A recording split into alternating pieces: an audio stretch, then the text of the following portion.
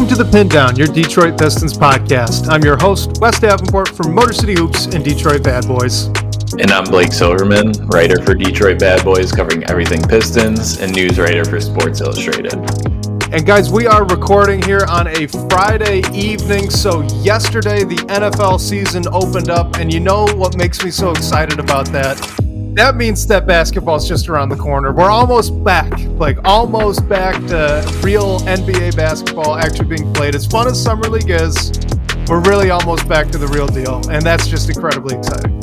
Oh man, if you tell any NFL super fan that, they'll be like, the NBA doesn't start until Christmas or whatever. But I'm excited football's Look, everyone back. Can be wrong.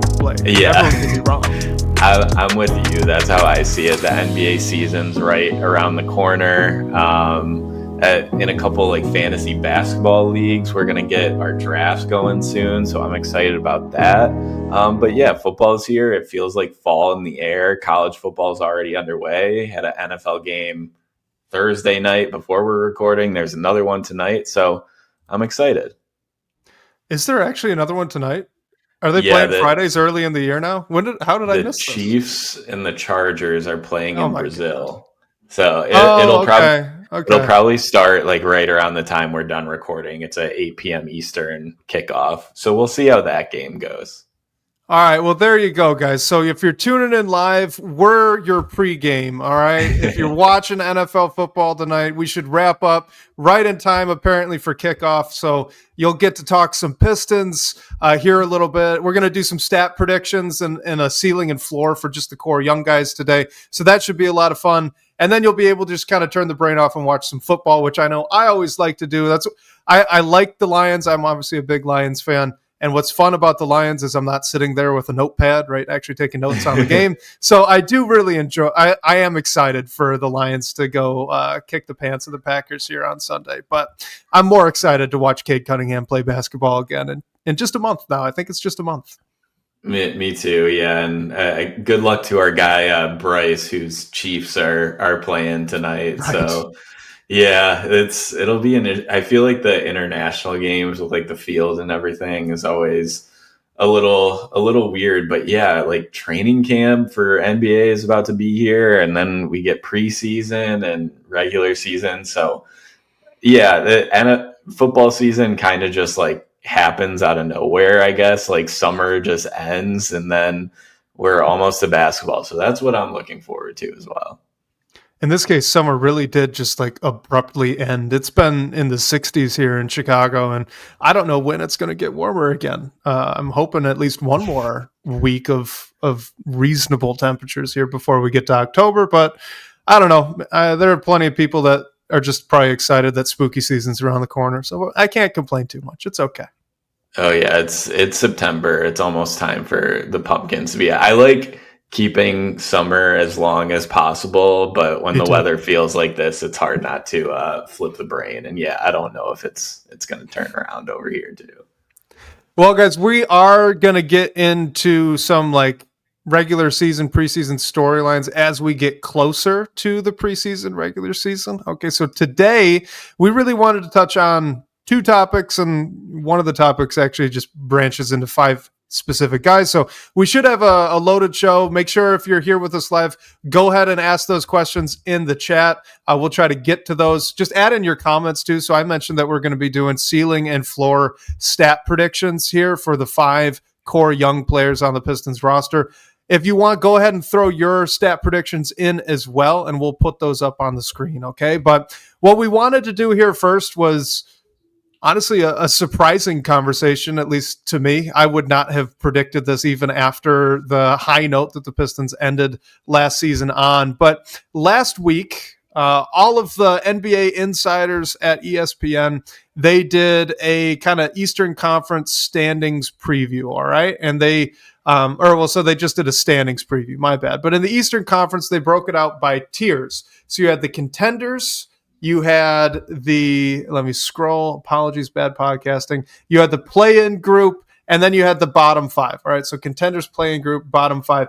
And it's not necessarily, Blake, I think where those insiders put the Pistons in terms of record that made us want to have this conversation. it was kind of the grouping that they got placed with. So the insiders here at ESPN, they predicted the Pistons to finish with a record of 47-35, which I think both of us would agree that's reasonable, probably on the higher end of at least my personal expectations, but that's reasonable, right? That's okay. It's the fact that the Pistons were listed in the contenders group. And so we got to ask, I mean, are they? Are they really? Like, are we maybe overrating the compete level of the Pistons right now? Is, I guess, the question. Yeah, it's interesting because where the cutoff is. So the Pistons are grouped with the Hawks, the Magic, the Knicks, and the Cavs. I think overall, when you look at the East, that's a pretty good top five, and I don't hate the including the Pistons in that group. And I mean, we think the Magic are going to be good. We think the Hawks are going to be good, but we haven't seen those new look teams and everything on the floor as well. Do I think the Pistons have a realistic shot at contending for the East? Maybe not, but I've always said, even last season, like, what would stop them from making a run in the playoffs if they do end up there again? I think the roster is built to compete at that. I mean, it has to be. And then if you look at the next group, so the play-in tier, it has the Bucks, the Celtics, the Sixers, the Heat, and the Pacers. Again, I think that's about right. And what I think is interesting is if you go to the West, so the East had 5 contenders, the West had 6. So, and that they had 6 teams that they were projecting with 50 or more wins. So maybe they were doing it by like a win-loss threshold. But I think it's interesting that they weren't clearly keeping the tiers to like 5 teams each per tier. They intentionally kept the Pistons in that contenders group. Like, they could have moved them down into the next tier.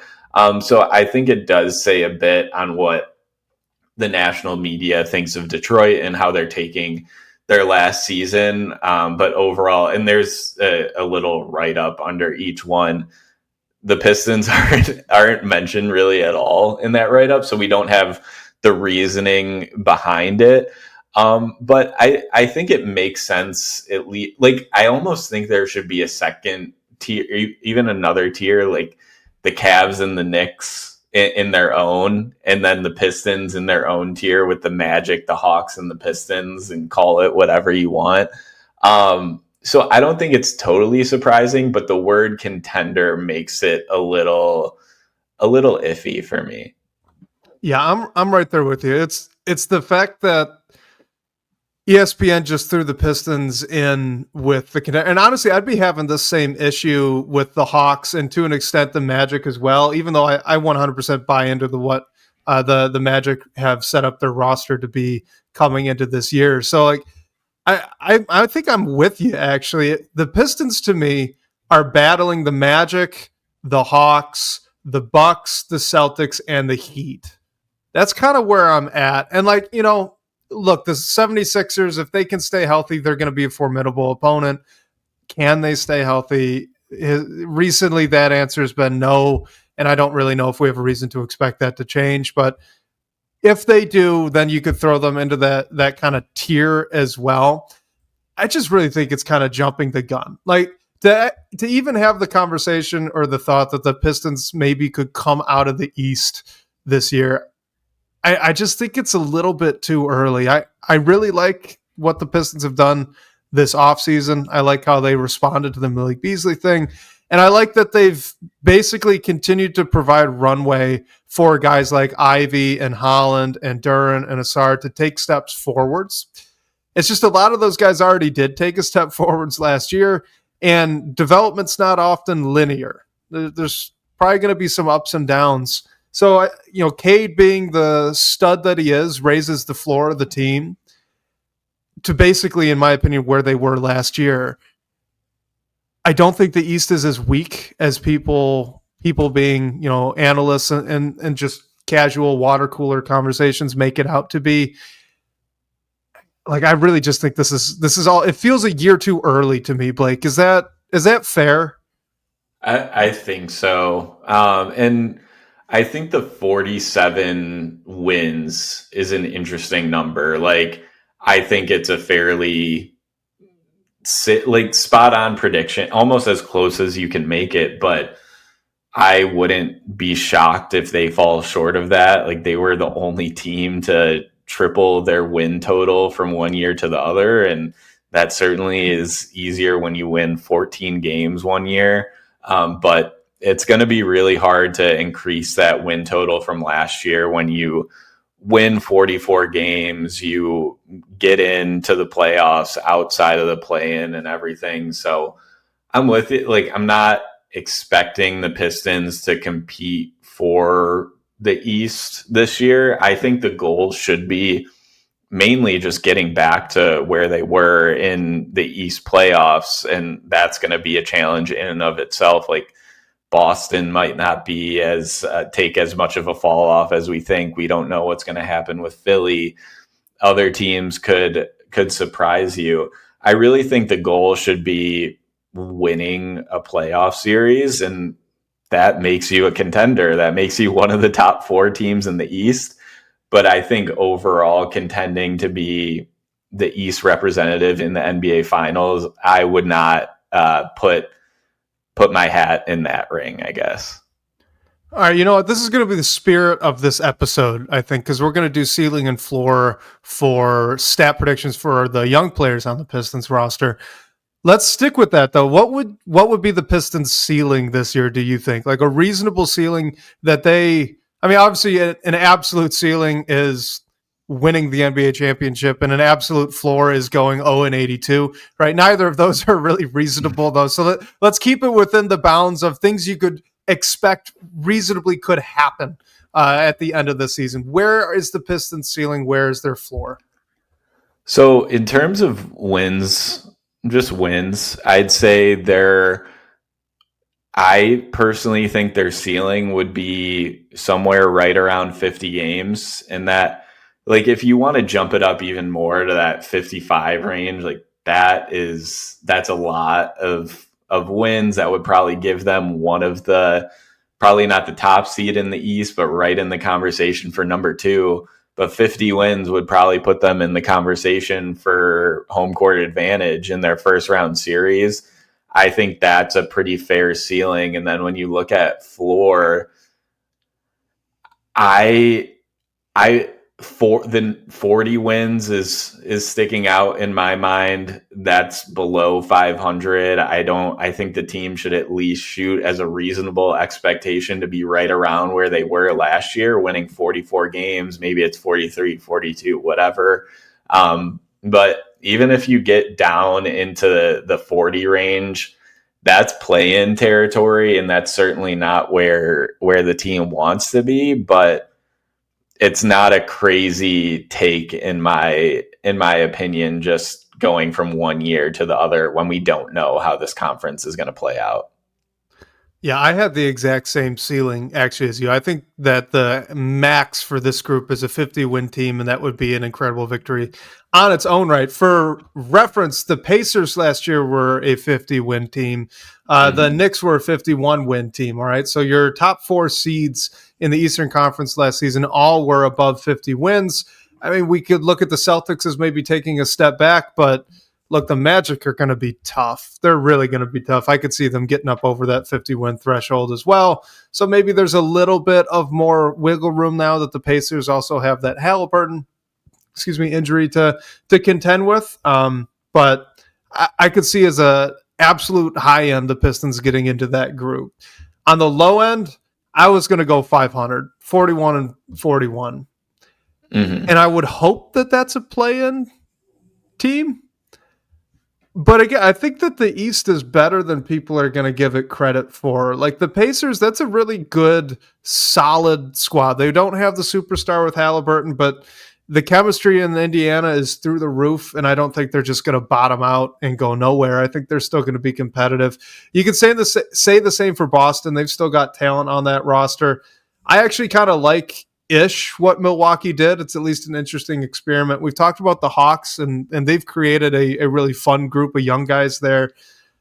The Heat, I think, got better. The Raptors got better. I could see the Sixers being fairly good, and Charlotte's got a lot of talent. So we've just listed off quite a few teams, right, that are all going to be competing if things go their way for those play-in spots. I don't think that 37 wins is going to get you a 10 seed anymore, is kind of where I'm going. I could see the floor of the Eastern Conference being a lot higher than what it was last year. And I guess by a lot, I mean like approaching 500, so 40, 41 wins.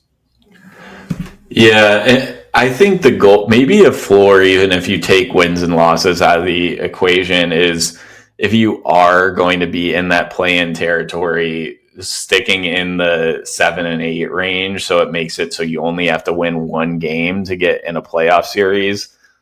You still don't want to be in that realm, because you have to play one of the top 2 seeds, whether it's New York, whether it's Cleveland. We saw them compete with New York in a playoff series. So I don't think if you draw that team or one of the teams in that range, it's a total write the Pistons off in that series by any means. But you'd want to have a good matchup as well. We all like the matchup with the Knicks last year. So if the Pistons could be that 7 team, get a home play-in game, win one game to get in and get that 7 seed, I still think that's a pretty good result. But it's also sort of a floor, which makes it so hard when they overexceeded on expectations so much last year. All right, so this is a fun comment / question from Pistons fan in our live chat. It says, if a contender is winning a playoff series and the Pistons should have won game 4 versus the Knicks and potentially had a game 7 against the Knicks last season, and the Knicks went to the Eastern Conference Finals last year, so were the Pistons a contender last year? And then he wants us to remember they did not have Stewart or Ivey in that series. Yeah, I think it's hard. Like, I think what we're talking about a little bit is how you define contender. And I think, to me, at least in this top 5 teams in the East context, is like teams that could realistically win the conference and go to the NBA Finals. I don't think the Pistons were in that range last year. But also, if you frame contender a little bit different, like, is it a team who wins a playoff series, who is competitive and should have won one, or makes a run to the Eastern Conference Finals? That's certainly a contender as well, because you were there also.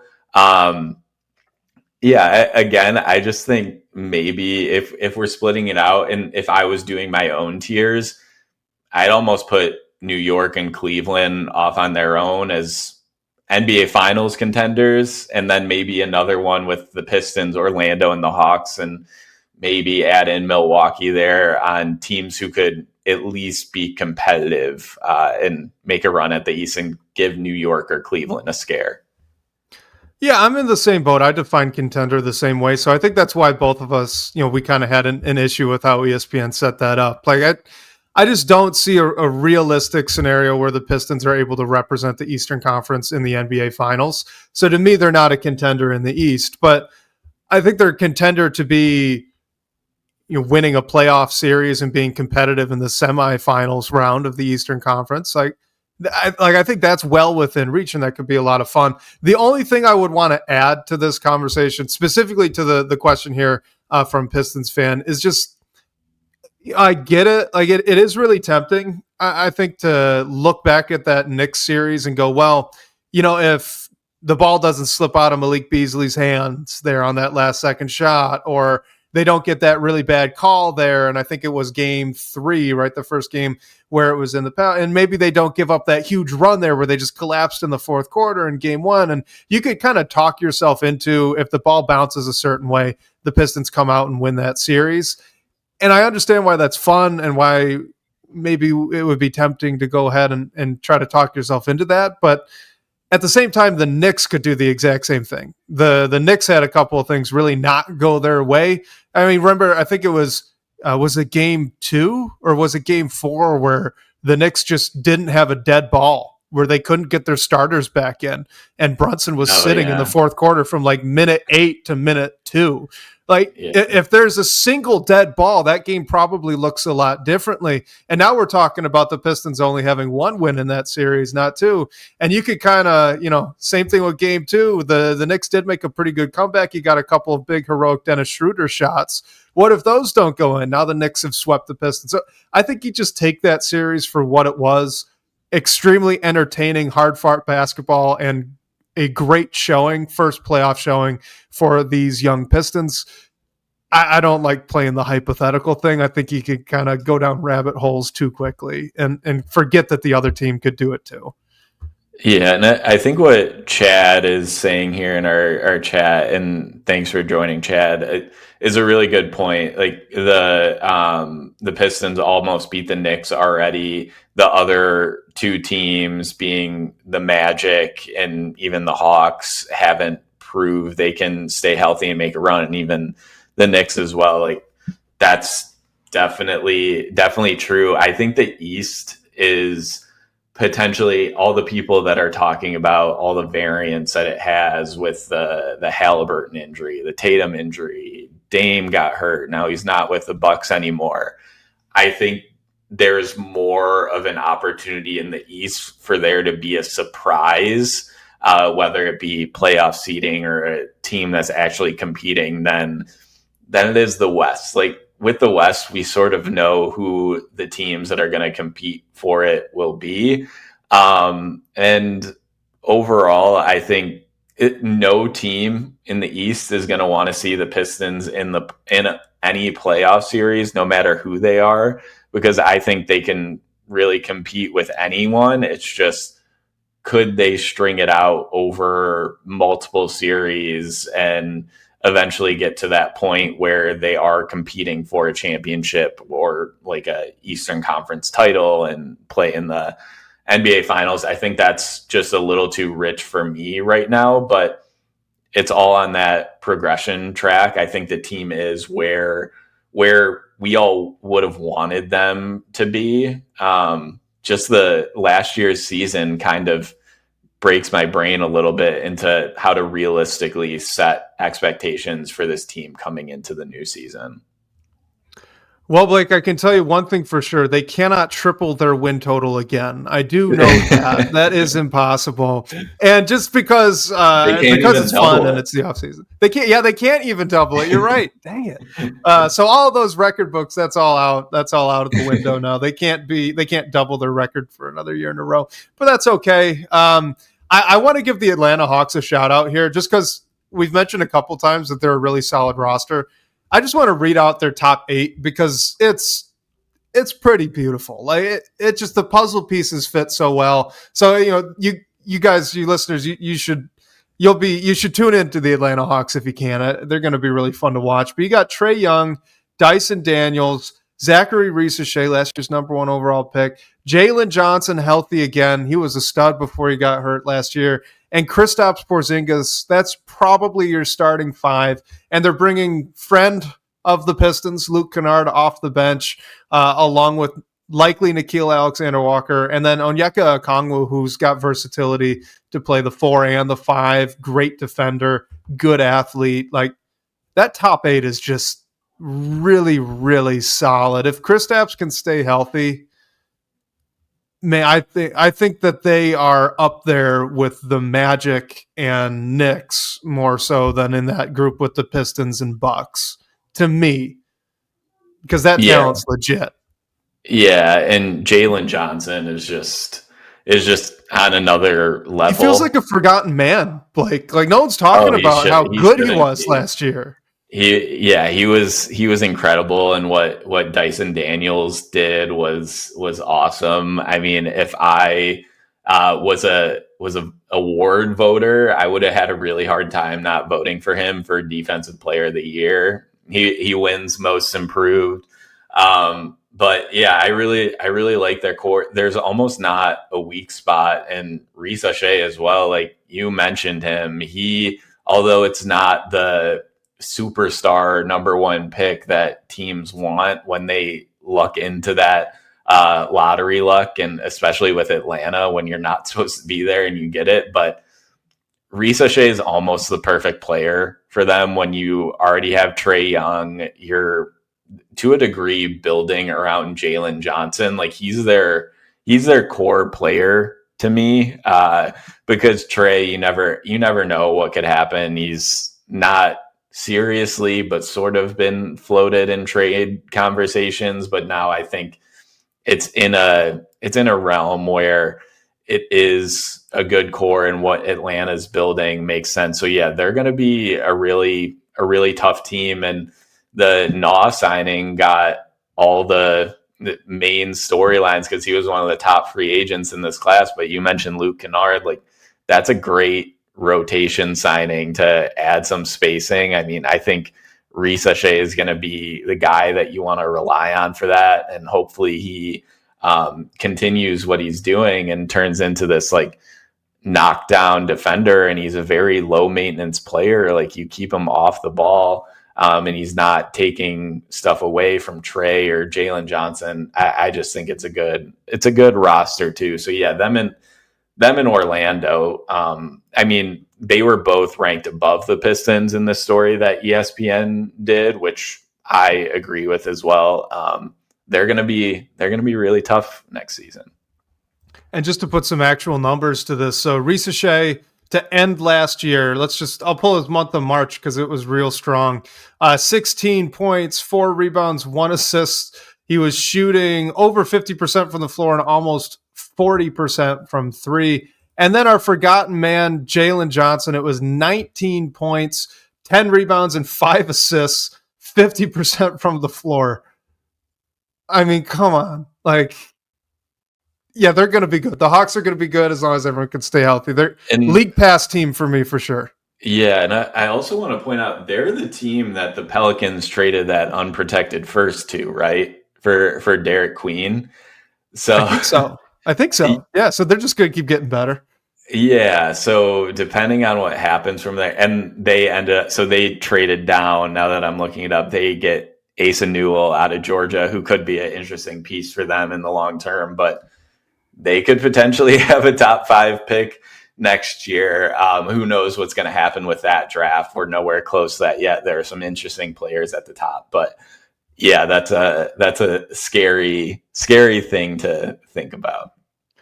The other thing, sorry, this is the last Atlanta Hawks thing, and then we're going to move on because this is not an Atlanta Hawks podcast, but it's just incredible to me, the Trae Young situation as well.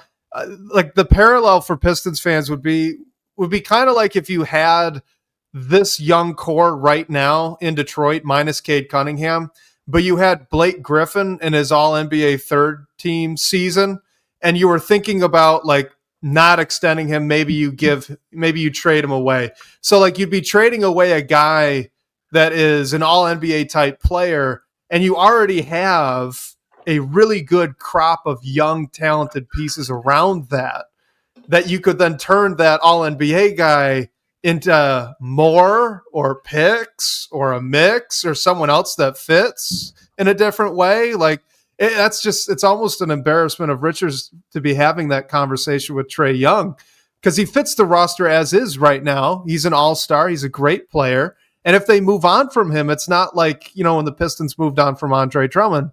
Like they've already got the Hawks, a team that you look at it, you could say, yeah, that's going to be maybe a 50-plus win team if things go their way. And maybe they move on from their star. Like, oh, it's wild. That's great. It's almost like we talked about football, like a football analogy when the Cowboys traded Micah Parsons to the Packers and Jerry Jones was like, who's to say we can't use these draft picks we got to go and get another player? And it's like, isn't the player you would look to go and trade for Micah Parsons? Like that's kind of Atlanta's Trae Young situation with me. Like who they seem to be on the path to contend sooner rather than later. So who are you going to bring in other than Trae Young to help with that? I mean, in the NBA, stars get unhappy all the time and things happen and people become available, but it's like just just keep him and see what happens, at least for now that you made all these good moves over the offseason. Pistons fans, just take solace in the fact that Cade is better than Trey. In fact, Cade Cunningham's the best point guard in the Eastern Conference. And we I have all don't of our care, draft Knicks picks fans. Yeah, too. and we have all the draft picks. That's right. Let's do the ceiling and floor stuff, okay? So we're going to go through 5 players, all of those young players. And in fact, let's just start with Cade Cunningham because I brought up his name. But give me a stat line prediction for what you think his ceiling is. We'll go one at a time. So you'll give the ceiling, I'll give the ceiling, and then we'll both do the floor after that. Cade Cunningham, what's the absolute best you could envision? And are we going points, assists, rebounds, like keeping it to that? Yeah. Yeah. And if you want to add in like stocks or like a 3-point percentage, you feel free. Okay. Well, so points, he averaged 20, just above 26 points a game last season. Honestly, I don't think the ceiling would be too much more over that. I'd put it somewhere around 28 points a game, and that puts him up with all the stars in the NBA. The only people that averaged 28 or more points a game last year were Nikola Jokic, Giannis, and Shea. So that's Anthony Edwards was just below that at 27.6. But I almost don't think that ceiling is going to be too high because I see him, excuse me, growing more as a playmaker. He already averaged 9 assists last year. I see that going up to, or as a ceiling, around 10, which is another crazy stat total. Like the only people that averaged 10 assists last year were Trae Young and Jokic. So that would be a crazy total. And rebounds, he averaged 6 last year. I could see that ceiling right around 7. I don't think he's going to get much more than that. But still, he's a great rebounder as a guard, has that size. So in short, 28, 10, and 7, which is just crazy numbers. Blake, you literally stole the ceiling that I was going to give. That is hilarious. We're way too similar on that. I had it written down over here. It's 28 points, 10 assists, 7 rebounds. I think he gets those 28 points by improving the free throw rate. We saw that already down the back half of last season. We saw that in the playoffs. I think he figured it out. I think he figured out how to generate those calls. And I think as well, we forget, or at least I forget, that right after that Knicks series, the big takeaway for us, and actually we know for Trajan Langdon and JB Bickerstaff, because they said as much in postseason press conferences, was Cade's conditioning. They don't want to lower his minutes. They want to keep him at about where his minutes were, which were right at that 36 number, close to it, which is on par for superstars. But I think that the conditioning work that Cade likely did over this offseason not only is going to help him with drawing fouls because his core will be a little bit stronger. He can kind of control the body a little bit more and bounce off guys a little bit more and just generate the whistle. I think that 3-point percentage is not going to drop like it did after February last year. I just don't. I think I'm bought in. So I think that's how he gets there. And I'm probably more confident actually in the points total of that ceiling than the assists because, like you said, getting 10 assists is really, really hard. That said, if someone's going to do it, I could see it being Cade Cunningham this year. So if you wanted, I get here to be different, a more reasonable ceiling. Let's go 29, 9, and 6. So I'll tone down the rebounds and assist numbers from what you gave, and then I'll even inflate the points total just a little bit more, and I'll say that that's my ceiling. Yeah, and I think the point about free throws is a good one. Like that's how he raises it. If you look at the top 10 scorers in the NBA last year, Cade has the lowest amount of free throw attempts per game of all of them. He was at 5.3 last year. The next lowest in that top 10 range is Kevin Durant, who attempted 5.8 per game. So not a crazy difference, but if Cade can get somewhere around 6 attempts a game, I mean that really raises that ceiling as well. He's a good free throw shooter, especially when you compare him to that bunch overall. And I think he has the ability to grow there, even if you take all the just his growth as a player out of the equation and everything. Just growing in this league, getting more respect, being an all NBA guy, he's going to get a better whistle, which is maybe not how we want it to see him play, but it is an area of his game where you could almost see that improvement happening more realistically. I'm sorry, I just got distracted looking at the fact that Cade's only 23 years old still, and that's just ceiling is unreal for him. So here's a fun question before we do the floor. Is he a legit MVP candidate? Right. So this is from Caleb Lanus. Says, do you guys think that Cade will continue his ascent to stardom this season and possibly even be a legit MVP candidate? So I'm going to kind of rephrase this a little bit for the conversation we just had. If he's hitting somewhere near that ceiling that you and I just laid out, is he a legit MVP candidate? I think it depends on how the team does, honestly, whether we like it or not. The being on a contender it matters with that. Or the top five last year were Shea, Jokic, Giannis, Tatum, and Donovan Mitchell. Cade was actually right behind that with LeBron, Cade, and Ant Edwards. So, I mean, overall, he's putting it, especially if he gets to the ceiling we're talking about, those are MVP numbers. It's just, where is the team? If they overachieve and they're a second or third seed, I think he would certainly be in that top five conversation. But overall, when you have guys like Jokic averaging a triple double, Shea doing what he does as a scorer, and like Giannis averaged 30 points a game, I think it would be really hard to jump over those guys. But who's to say it's not possible? And I mean, he could certainly get in that and get some more votes. He already got some votes last year, which was awesome to see. But Chad's talking about my posters in the background. Yeah, I do need to fix them. A little crooked, man. I mean, I could see it now too. The ceiling. You need a level. Can I send you a level? One of them is crooked. I need to fix that. Thank you for pointing it out. The ceiling's also a little like uneven in my house for some reason, but yeah, sorry about that. But overall, I think Cade could definitely be in top five for voting, which puts him in first team All NBA territory. I just think the top of the top in this league will be so hard to overtake. If voters didn't have voting fatigue with Jokic, like I probably would have voted for Nikola Jokic last year.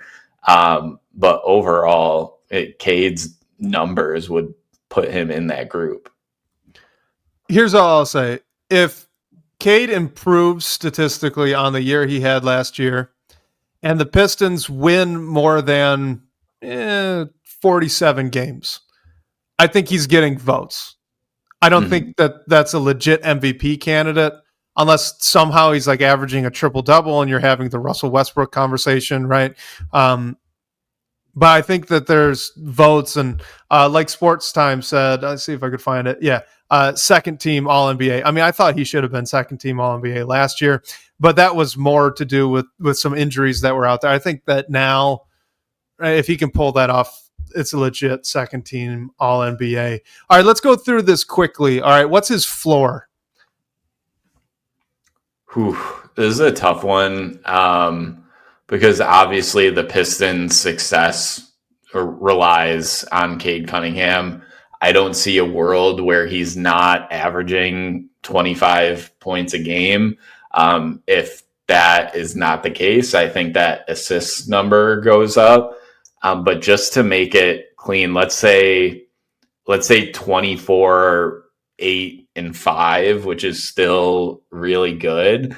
But it is a little bit of a step back for Cade Cunningham. And again, if he's averaging 24 points a game, I think he's averaging 9 or more assists per game. But just to keep it all floor and even, I would put it somewhere in that realm. Yeah, I just think his floor is exactly what he did last year. It just Mm-hmm. looked so repeatable for him. And two, I mean, there's reasonable conversation on like, well, Jaden Ivey's back, so you got more shots that are going to be potentially taken away from Cade and given to Ivey. And at first, I would say, I mean, you don't really want to take shots away from Cade Cunningham at this point, so that's one. But two, he also shot 47% from the floor last year. If he could improve his finishing around the rim a little bit, he can get that percentage up, even just 1 or 2 percentage points. And he's getting to the line more, and he's shooting a good percentage at the free throw line, and his 3-point percentage doesn't drop off as the season progresses. I mean, you could make the argument that he could lose on average 2 to 3 shots per game and still average about the same points, rebounds, and assists, right? So I think his floor is exactly what he did last year. Let's do Jaden Ivey next. I think this should be a fun one since we didn't get too much of Jaden Mm-hmm. Ivey last year. So let me read off what he averaged last season. He was 17.6 points, 4.1 rebounds, and 4 assists. What is Jaden Ivey's ceiling this season? I mean, I think a realistic expectation for Jaden Ivey, if he's going to continue to improve and not a huge sample size from last year, I think it's right around as a scorer, 20 points per game. So I'd put his ceiling even a bit higher than that. Let's say around 21 assists. I don't see it. We'll see what happens with the second unit. Like, he is expected to take backup point guard responsibilities, so that'll help him there a little bit. But I don't see that number growing a ton. So I'd say 21 points a game, around 4.5 assists and rebounds. I mean, I don't think you need to talk about Jaden Ivey getting too many more rebounds per game. So I think 4 right around there is like what you could expect from him. I think overall where you'd see his ceiling grow is as a scorer. Yeah, I'm going to call my shot. I know I said this last offseason too, but I'm going to stick by it. I think he gets over 20 points per game this season. So, with that being said, like if I were to give a what I think Jaden Ivey's stat line is actually going to be, I would say 20 points, 4 rebounds, 4 assists again. So, as an absolute ceiling, let's go like 22, 5, and 5. Like I could, Mm-hmm. that would be a lot. All right. That'd be a big leap out of Jaden Ivey. I think that would require, even getting to 20 points per game, that would require him looking for his own shot in a way that I don't think we have actually seen him do yet in his career with the Detroit Pistons.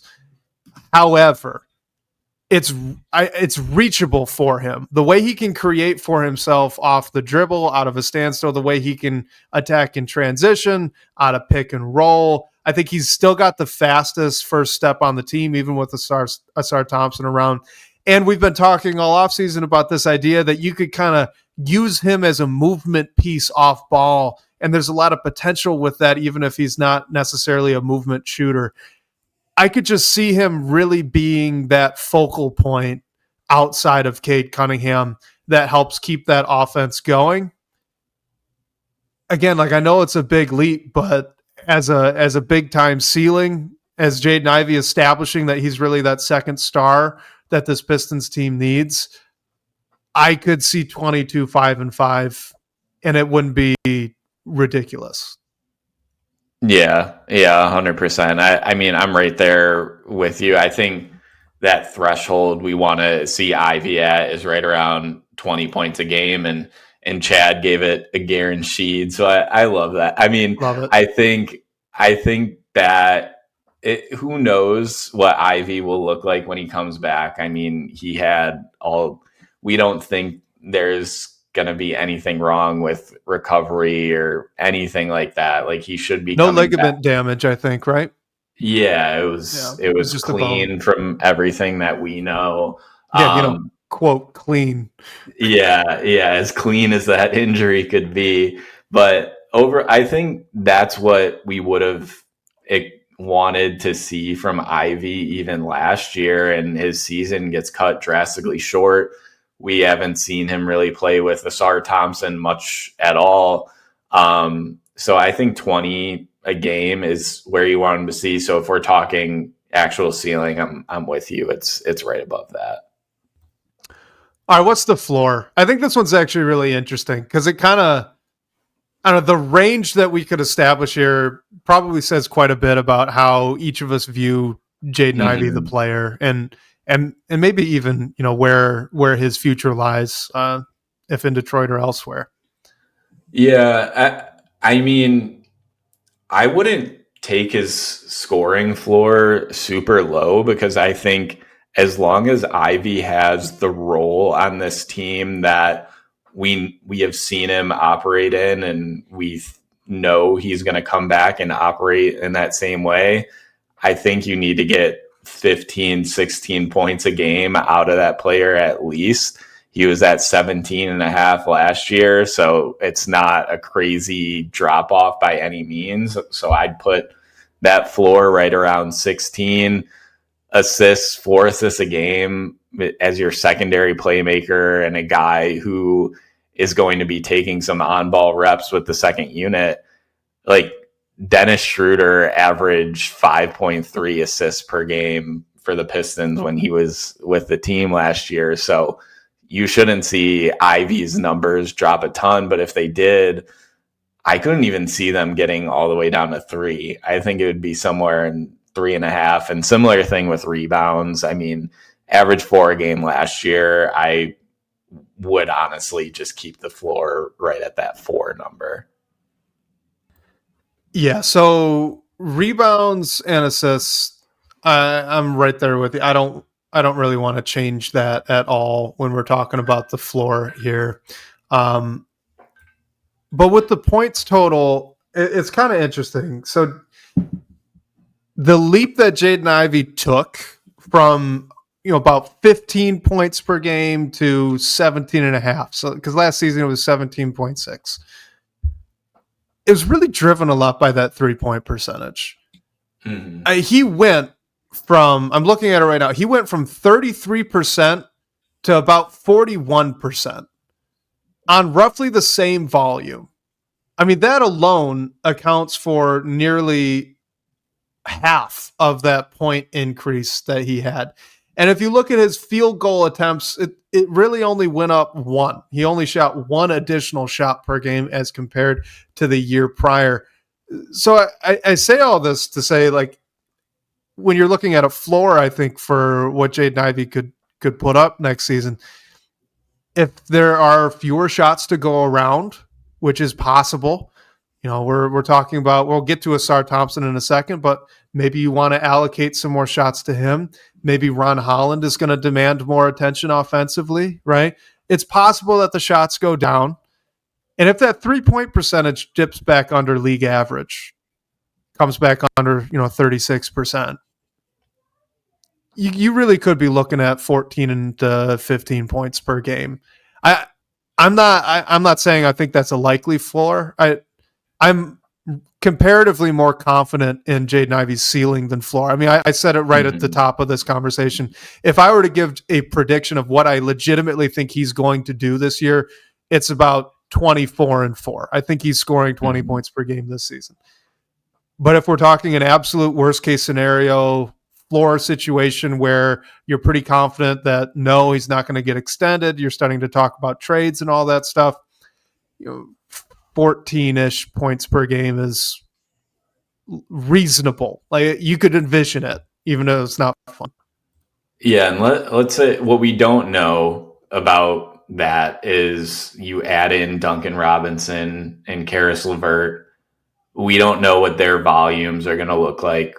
Malik Beasley took over 9 threes a game last year. Tim Hardaway took almost 6.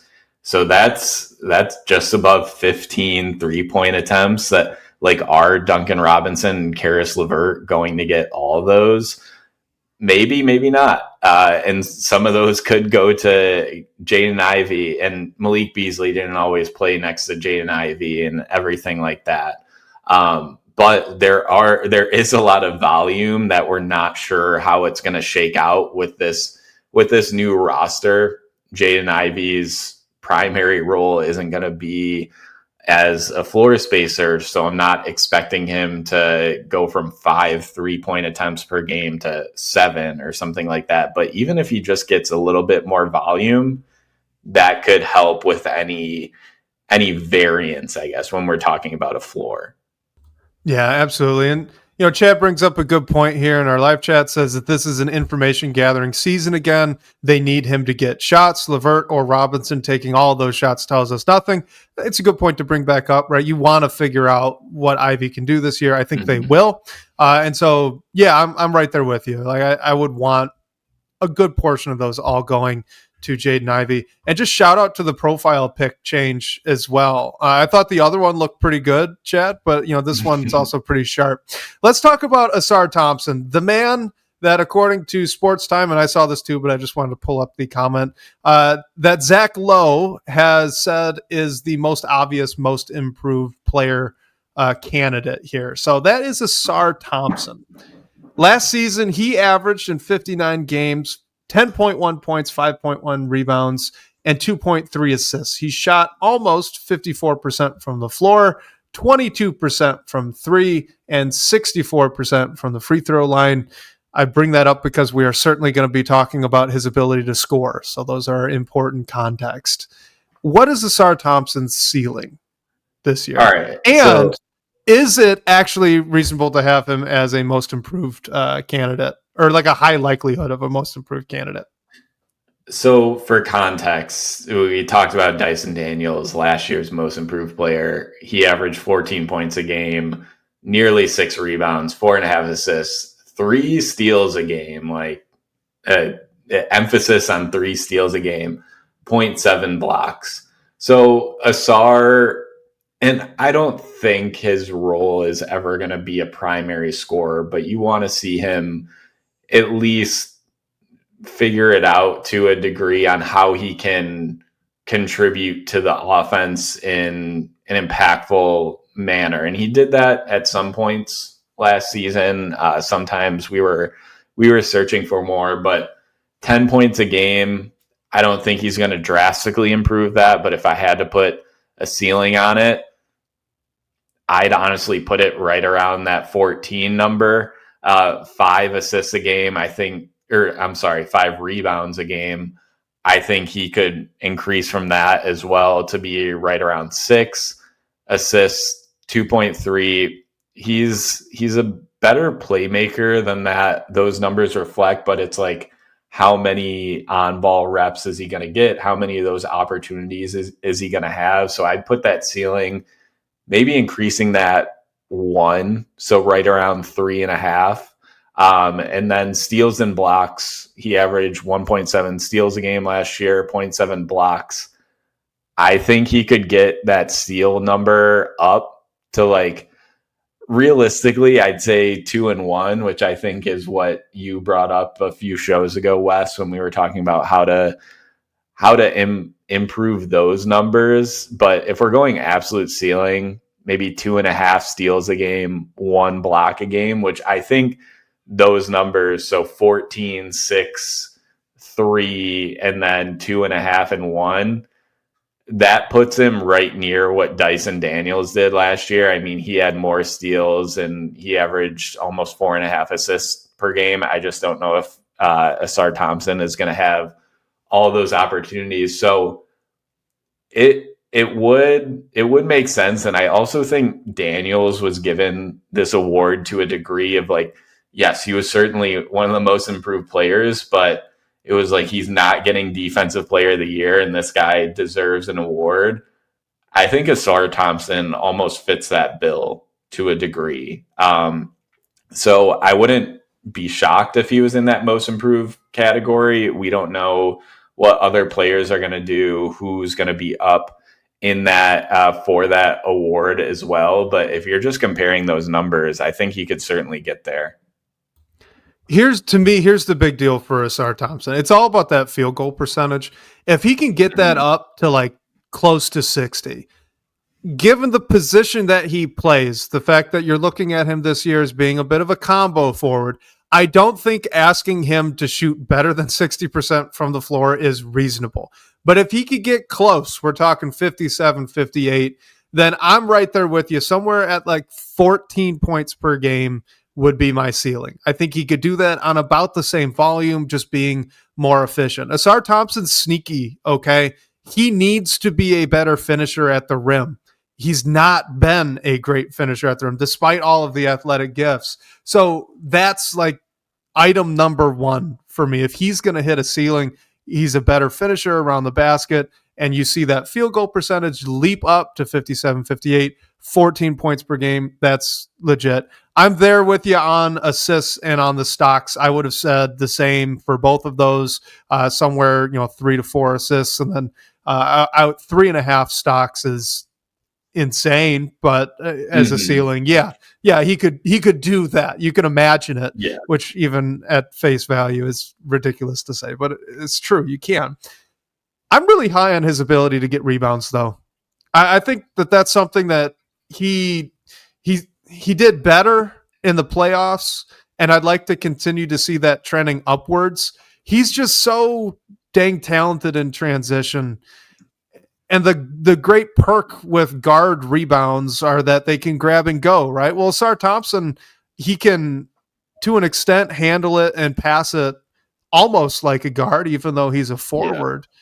So even if he's playing the four for some bench minutes, like grab and go, man. Like I would love to see him start to leverage that more. I think actually we said it last week, right? Like the idea of him and Jaden Ivey playing a 2-man game in transition, running the wings, like that should be frightening to defenses. And I think we're going to see it a lot this year. So all of this is to say, my ceiling for Ausar Thompson: 14 points, 8 rebounds, 3 assists, and 3.5 stocks. And I think 8 is on the high end, but if I put it at 7, I would be ridiculously confident that he's going to get there to it. I agree with you. Overall, I mean, I do think he has more rebounding upside than maybe he gets credit for. I just really think the swing for him, if he's going to be this most interesting player across the league, most improved candidate that Zach Lowe is saying, I think it all depends on how he's going to put the ball in the hoop, which I think has always been the question. We talked about last week with the 3-point percentage. We're not confident that he's going to magically go up from the dreadful percentage he was at. And he'll probably never grow into that type of player, which is okay. It's just, how are you going to find opportunities to score outside of that? I think it'll be tougher when you're almost ignored on the 3-point line, but I think he's that gifted of an athlete, and a good off ball mover where he could find more scoring opportunities during the game. And honestly, the offense should have a priority in creating those for him. All right, let's do this quickly. What do you think his floor is? And then we're going to close out talking Jalen Duren.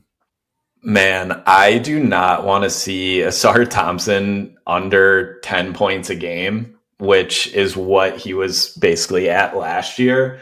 So I'm going to keep that floor right where he was last year, scoring wise, 10 points a game. I feel like it's a bit of a cop out to say his floor is what he did last year, but that's really where I see it. I don't see him like shrinking from those numbers a ton. The only way I can see it, I guess, is if he isn't putting up these stock numbers that we think he is. And if he's not doing that, I think it's more of a game plan, like him getting switched off the ball and a lot opponents trying to take him out of defensive actions. But I don't think, even if that's the case, I think he's still going to make an impact on defense. So just to make it even, my floor for him would be 10 points a game, 5 rebounds, 2 assists, and 1.5 blocks, 0.5, or I'm sorry, 1.5 steals and 0.5 blocks. So that's right around where he was last year, just a little step below. So here's how unreasonably high I am on Ausar Thompson this season. To me, his floor is better than what he was last year still. I'd have him at like 12 points per game, and that's only a modest improvement from, assuming a modest improvement from the floor. So I think it maybe like 55 instead of 53% that he was at last year. So 12 points per game, let's call it 6 assists and maybe 6 rebounds, 3 assists, and just, only 2.5 stocks per game. So Sean Haddock says he would bet his house that Ausar averages over 10 points per game. Yeah, man, me too. And Yeah. over 2.5 stocks per game as well. I'm just really high on the type of player he can be. So let's get this in quickly, all right? Because I want to make sure that we get to the big man here before we close out the show. Jalen Duren, what's his ceiling? Okay, so Jalen Duren last year averaged 11.8 points per game, 10.3 rebounds, 1.1 blocks, 0.7 steals. I don't think you're going to see him go up from those numbers a ton. But if he is getting more field goal attempts, he averaged 7 attempts per game last year. If he goes slightly above that, I could see him as a scorer being right around that 13 number, which is a lot for a player in his role. And we're seeing, like, I'm more confident in the ceiling for Cade and Ivey and even Ausar leaping than I am Jalen Duren. Like, I think what he did might just be the type of player that he is. We know he's a good passing big man, so maybe he does bump those numbers up a bit. But again, how many opportunities are those? So if I had to go with a ceiling for him, it would be right around 13 and let's say 11 rebounds per game, which would put him right near the top of the league, which is still, and he was there last year. So it's doable. And then maybe like somewhere between 2.5 and 3 assists per game. Yeah, this won't be surprising, but the big thing for me is the stocks. 1.7 out of your center, not great, or 1.8, sorry, out of your center is not wonderful. That's not great. And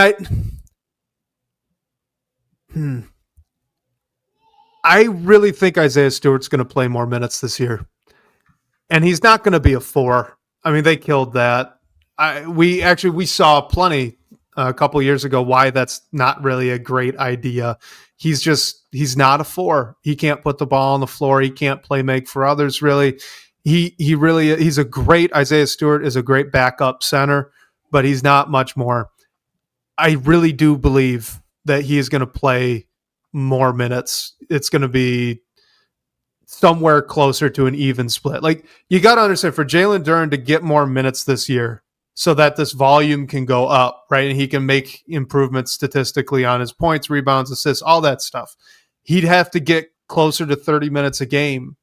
I just don't see a world where that's happening. I could see his minutes actually going down through no fault of his own. And, that's just kind of what it is. So with all of that being said, because I just want to make sure, like, that's the context that I'm coming from. All right. I think what he did last year with a modest improvement to rebounds and stocks is his ceiling. I think if you're looking at 12, around 3 assists, and then if he could be at 2 stocks per game, which is an improvement. And now we're talking like, maybe it's like 1.5 blocks and a half steal, something around that. Like, great. That would be awesome. For one, because I'm assuming he's doing this in less minutes. So you're still talking about ridiculous efficiency and probably improvement as a defensive rebounder, which this team could use. That's kind of where I see the ceiling, though. And, probably like 26 minutes a night again. Yeah. And also, if we're talking about ceilings and floors, maybe it's another way to become more efficient, I guess. And he was Yeah, efficient last. I don't want to say that. almost 70% from the floor Right. is 69.2, which is insane. He also averaged 1.7 turnovers per game, and yes, I Yep. know he's only 21 years old and everything like that. But if we can get that down too, that would be huge as well. And I know turnovers are going to happen. It's a big conversation with Cade Cunningham and really any on-ball guard. But when you're having almost 2 turnovers a game from your starting center, like you just want to limit that. So if he gets that down somewhere around 1, like Isaiah Stewart in less minutes, for context, averaged just under 1. Would want to see him a little bit less than that too, but that would be a big win as well for Jalen Duren as well as the entire team. Yeah, and the thing with like centers playmaking, just in general, right, taking outside of the context of the Pistons, is like for a center to be getting a good chunk of assists or to really improve as a playmaker for others, that means you have to take the ball out of your guards and forwards' hands in order to have the center start to do that. And we're really getting to the point, I think, with this roster where you need to legitimately have that conversation. Like Jalen Duren is a good short roll passer. He's shown some flashes as a high post passer as well. We saw that in the playoffs with him and Ausar Thompson, with Ausar cutting along the baseline. But in order to really mine that skill, we're talking about taking the ball out of Ausar Thompson's hands. We're talking about taking the ball out of Jaden Ivey's hands to an extent, not necessarily Cade, but a little bit. You signed Karis LeVert to be kind of a combo guard. Well, you know, that's not great either if you really want to start mining the skill for your big men. And we haven't even brought up the idea of Ron Holland yet, who we're not going to get to today, but presumably that's someone you would want to see what can he do with the ball in his hands as well. So I think with the playmaking, I could see that taking a step back, even if the skill improves. Like I could see him being at 2.5 assists per game, and he was at 2.7 last year, Jalen Duren. And if the turnovers are down under 1, I think you could very confidently say Jalen Duren is a better passer this year than he was last year. It's just you wonder if the opportunity is really going to be there, because at this point you have to start asking if it's worth generating the opportunities with the roster that the Pistons have right now. Yeah, especially when you have a guy like Cade Cunningham that we're talking about could be in that 10 assists per game range, which not many teams have that player in the league. So how much of it will there be to go around? I mean, I think it's definitely an added benefit that Jalen Duren, we do have confidence in him to do it. It's just like, will he have those opportunities? And I almost think you don't want him to have a ton, but as a guy who can keep the offense moving, it definitely helps. And it like, I love that ability. It's fun to watch Jalen Duren pass. It's just like, don't turn the ball over. Yeah. 2 things before we move on to the floor, and then let's close out the show. I would you know what I would really like to see more of in terms of playmaking with Jalen Duren? Kickouts. He's a fantastic offensive rebounder. It seems like the majority of those offensive rebounds, when he gets them, they're either going back up, which is great. He shoots almost 70% from the floor, so I am not complaining about that. But if I'm going to nitpick something, it's the kickout choices that he makes. I think that he could improve in that skill. Look specifically for a Duncan Robinson, for maybe a Karis LeVert or a Jaden Ivey if they're stationary. Maybe Ausar has shown to be a pretty adept cutter. We've seen Jaden Ivey do that as well. I think Karis LeVert is severely underrated as a cutter when the Pistons made that signing too. So there should be movement. There should be options for when Jalen Duren getting an offensive rebounder, which we know he's going to get a ton of, to immediately generate points that aren't him as well. Because when he gets those rebounds, you know that the defense is collapsing pretty hard. So if he could be more intentional with his kickouts after an offensive rebound where his shot's taken away, I think that playmaking would be a huge win. And that's, as Sean Haddock says, a leap in passing. It absolutely would be for JD. And then I just want to make clear, because I felt like, I was saying some low numbers as the ceiling, and I kind of felt bad about it. Just to put this into context, if you have a guy that is in 26 minutes per game, averaging 12 points, 12 rebounds, 2 stocks, 2.5 assists, and shooting nearly 70% from the floor, that is a really freaking good starting center in the NBA. Yeah. In low volume, that's the type of center where you're putting him out there and you don't think about it. You just know you're going to get solid production. Any team that doesn't have a Jokic or to an extent an Embiid when they're healthy would kill to have that kind of guy. So I think that the ceiling is really high. It's just I don't think the numbers are going to be really high. So I want to make that clear. And I'll let you respond, and then let's do the floor for JD here. Right. Yeah. I mean, it's like not every player is going to average 15, 20 points a game. You have to. Jalen Duren is a huge piece of this team, even if the numbers aren't crazy. And I honestly think his numbers are a little bit crazy. Like he was up near the top of the NBA as a rebounder, averaging almost 70% from the field. So, I mean, I'll just jump into the floor. I don't see his floor very much lower than what he did last year, which was almost 12 points a game, just over 10 rebounds a game. And I don't think that Jalen Duren is suddenly going to regress to be averaging right near 10 points a game with how effective he is near the rim and how this team will use him as a roller, as a lob threat, everything like that, everything we know he's going to do. So honestly, I would put it right at 11, 10. We know he's going to get his rebounds, even if his minutes go down.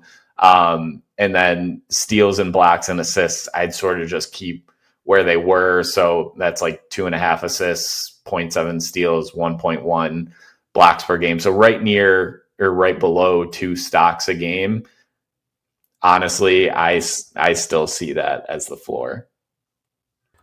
I can see the points dipping down. I mean, 69% from the floor is one heck of an outlier season. Yeah. I think he can replicate that because of what his shot diet is and because of the playmakers he has around him. So I'm not in any way expecting the field goal percentage to dip down to say, closer to 60, maybe under 65. But 69 is an outlier here. So if it does regress back to maybe the usual for a starting center in the NBA, so closer to 60, and we're still talking about maybe around 26 minutes a night, and shot attempts aren't as plentiful because maybe Ivey's taking more, and maybe Ron Holland and Ausar Thompson also are taking a few more looks every night. Yeah, I could see 9.5 points per game. But in terms of variance, there's not really much there with the rebounds or the assist numbers. At the same token, he's going to be over 10 rebounds a night. I think he's going to be over 2.5 assists a night. And then the only question you have left is, how low do the stocks go? We've seen him at well under 1.5 a game in the past. If we start to regress closer to that, I suppose it's possible, right? Any player could take a step back. Again, I don't think that these are likely. We could see that happening. So as a floor, let's say maybe 8.5 points, 10 rebounds, 2.5 assists, and 1.3 stocks.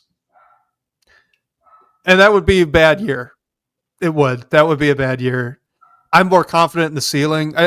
I'll let you do this too. I think if I had to make a legitimate prediction, because we did this with Jaden Ivey, so let's do it with Jalen Duren as well. If I made a legitimate prediction about what I think he's going to do this year, I would say 10.5 points, 12 rebounds, 3 assists, and approaching 2 stocks. So somewhere still in that range that he was last year, 1.8 to 2. I think that's that's repeatable out of him. That would be my guess of what he was going to put up this year. What about you? Yeah, I think I'd give him 12 points a game, 10 rebounds, 3 assists, and I really think he can get his block numbers up a bit. So still right around 2, but maybe 1.5 blocks a game, somewhere near a steal a game. I mean, that's asking a lot, definitely, but I think how athletic he is, how effective he's been on the offensive side of the ball, I could definitely see it. So overall, that's where I'd see it. But with that, it's like where else is it? Is it less minutes for Isaiah Stewart? Like, what does that mean in the grand scheme of things? But I think overall, like we were talking about information gathering, Jalen Duren it's a big year for the team with him and Jaden Ivey as well. So I think you're going to see more of him, and it's just how will it work out? And I don't see any reason if he's playing in a similar role, like why his numbers would take a massive hit or anything like that. All right, so I think we got to call it there, guys. We didn't even get to Ron Holland. We're already over. We're an hour 15. So this is already a longer show. I was going to say, yeah, we could probably get another episode out of this because, I mean, Lord knows we talked about Isaiah Stewart enough today to maybe do a high-low or a floor-ceiling for him as well. And we haven't even hit on any of the vets either. Tobias Harris is going to have a big role. Karis LeVert, Duncan Robinson. Like, there's plenty here. So maybe next week we keep this train rolling a little bit. But in any sense, I think this was a lot of fun. I like doing these high-lows for guys just because when you kind of get that range, I feel like that's a better expression of where each of us have our expectations of these guys coming into the year, rather than just saying, I think Jaden Ivey's going to average 20 points a night, right? Like, there's a little bit more color here to say, he could be up to 22, and if a lot of things go wrong, maybe we're looking at 14 to 15 again, right? There's more that we can kind of dive into with that. So I have fun with these. I hope all you guys listening, you guys enjoyed this as well. And I think Blake will close it out. Yeah, we'll definitely spend some more time on some of the other guys we didn't get to. Shout out to everyone for joining in the chat, or if you're listening after we're recording here. Reminder, anyone can call our phone line to ask a question and hear your voice on the show. The number for that is 313-355-2717. And special thanks to Sean Corp, the managing editor of Detroit Bad Boys, for supporting the show. And shout out to you guys again for all the great questions and talking points tonight. We'll catch you next week, whether on your commute or live with us on YouTube. We can't wait to talk more.